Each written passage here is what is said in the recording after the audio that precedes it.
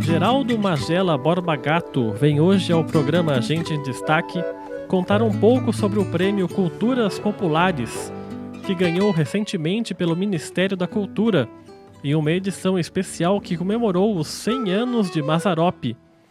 Magela foi reconhecido como mestre da cultura popular e concorreu com candidatos de todo o Brasil. Para ganhar, o artista apresentou as Paulistinhas, imagens sacras do Vale do Paraíba dos séculos XVIII e XIX.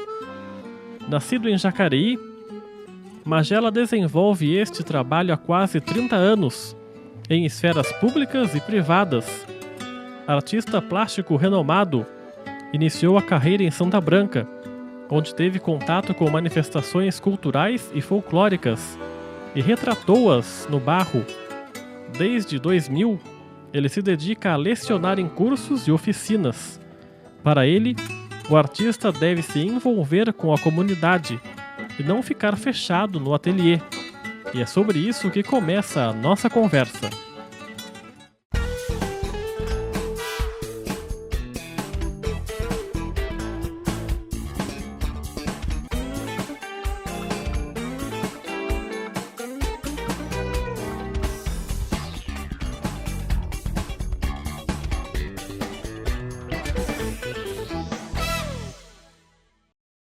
Bom, Magela, obrigado pela sua presença aqui no nosso programa. Na abertura do programa, no texto de abertura, quando a gente fala sobre o convidado, a gente falou sobre você que, uma das suas entrevistas, você disse que o artista, ou qualquer ramo, não deve ficar preso no seu ateliê. Uhum. Ele deve entrar em contato com a comunidade, respeitar a comunidade. É isso mesmo? Quer dizer, até que ponto vale isso e o que isso influi na carreira de um artista? Bom, a minha opinião é que o artista precisa levar a sua arte no aspecto do fazer, né? Porque particularmente o artista plástico tem uma tradição de ficar no seu ateliê produzindo e só aparece na comunidade quando expõe, né? E o Brasil, a nossa região, nossa cidade tem uma fome muito grande de aprender arte, né? Então, por isso que, na minha opinião, eu entendo que o artista deveria ter mais contato com a comunidade, através de oficinas, através de aulas, através de projetos, né? Nesse sentido de despertar, fomentar, fazer com que as pessoas tenham contato com o fazer, né? Porque, na minha opinião, uma exposição, apesar de ser glamurosa, elegante, né? As pessoas chegam ali e observam o produto, né? Na minha opinião, o processo é o mais importante, né? Eu tenho muitos alunos, por exemplo, desses 35 anos de carreira, que eu conheci dando aula em posto de saúde, né? E que hoje são restauradores, são da área da comunicação, são arquitetos, né? Por quê? Porque tiveram um contato com a arte num setor, por exemplo, que é a área da saúde, né? Então, esse contato do artista com as pessoas também desmistifica, né, o artista. Porque o artista, existe uma ideia, né, que o artista é o ser iluminado, o intocável, meu Deus do céu, né? Ele é uma pessoa, é um profissional como qualquer outro, né? E, na minha opinião, por ser a arte um mecanismo de terapêutico também e cultural, eu entendo que todo artista deveria considerar a possibilidade de atuar diretamente com as pessoas. E esse seu contato com a arte, com as artes plásticas, começa desde a infância, por influência de alguém? Eu sou nascido em Jacareí, me mudei para Santa Branca com 6 anos, e Santa Branca era muito menor do que é hoje, mas tinha muita gente interessante por lá, né?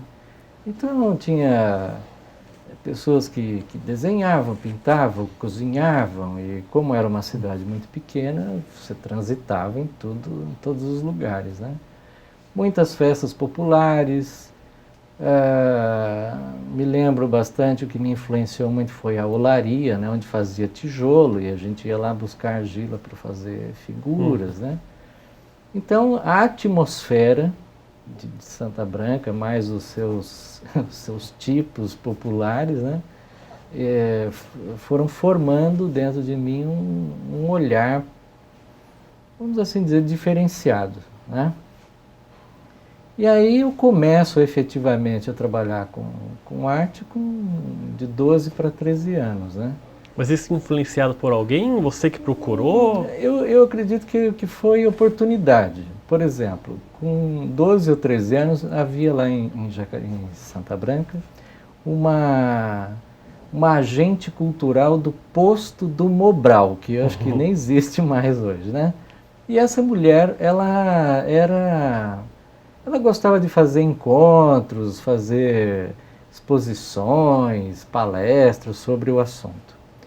E o posto do Mobral ia fazer uma exposição de talentos de Santa Branca. E aí essa mulher me convidou, falou, por que você não faz alguma coisa para pôr aqui? Eu pensei, mas o que eu vou fazer, né? Então você não tinha nenhuma ligação aí, não tinha nada? Não, imagina, com 12 anos de idade, naquele tempo então, você não tinha nem noção do que era nada nessa vida, né? E aí, eu aceitei o convite e, como eu tinha um contato muito grande com argila, eu pensei, vou modelar uma cabeça e um Visconde de Sabugosa, que foi o que me ocorreu, né? Porque eu gostava muito de ler o Monteiro Lobato.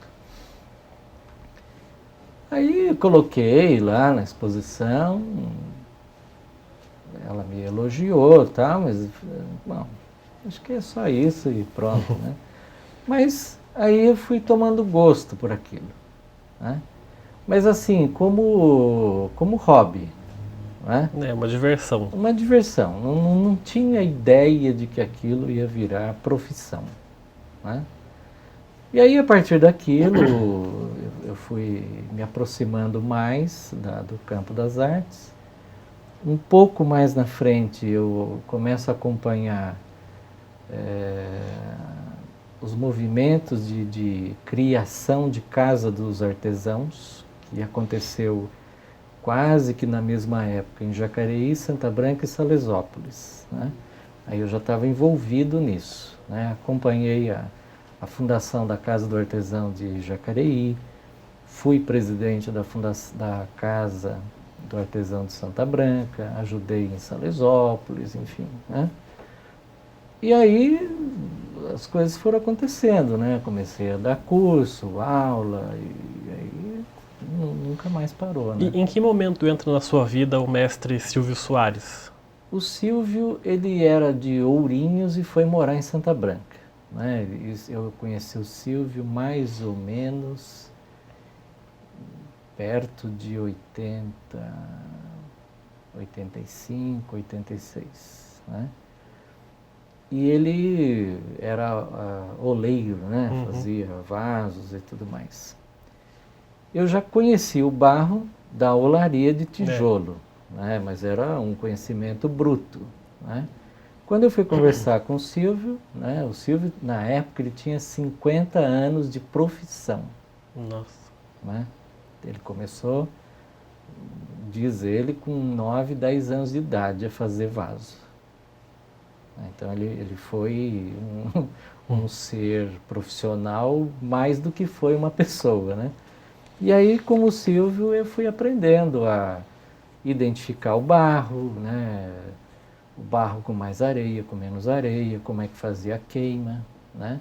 Mas assim, não que eu tivesse aula com o Silvio, né? Nas conversas, né? Convivência ali. Eu frequentava muito o espaço onde ele fazia os vasos, né? E ficava lá olhando, ele contava as histórias, né? Ele tinha também 2 filhos ainda pequenos que estavam aprendendo o ofício, né? Hoje em dia um só continuou, o outro não, O Silvio já faleceu, infelizmente, né? Mas com o Silvio eu fui entendendo como é que funciona o barro, né? As artimanhas do barro. E em que momento da sua vida você decide ir por esse lado das artes plásticas como profissão, logo na adolescência? Olha, demorou bastante para eu entender que o hobby tinha virado profissão. Você nunca tentou fazer outro ramo? Não, eu, por exemplo, fiz um curso técnico de desenho técnico. Né? Ok, 2 anos estudando desenho. Aí fui trabalhar no jornal Estado de São Paulo, na parte técnica, de peças e desenho de máquina, nada a ver comigo, né? Mas eu fui fazer porque, sei lá, tinha que fazer, né? Aí no jornal Estado de São Paulo, passei, eu acho que uns 6 meses trabalhando lá, eu pensei, não, isso aqui não é para mim, né? Isso não vai dar certo. Isso era adolescente? Ou mais para frente? Devia ter lá uns 14, 15 anos, né? Naquela época você podia trabalhar muito cedo, né? Aí eu decidi que ia pedir demissão. Isso causou um problema razoável na minha vida.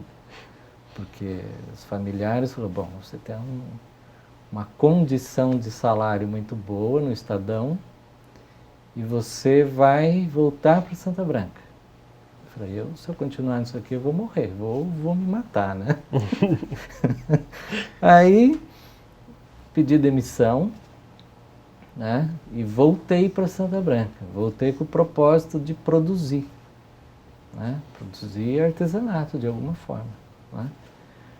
E aí comecei a produzir, veio um convite para eu dar aula daquilo que eu produzia. Depois, na gestão acho que era a primeira gestão do Telmo, a dona Sônia Bonanno sugere que eu venha dar aula aqui. No começo dos anos 80, por aí. Isso. Acho que na metade dos anos 80 já.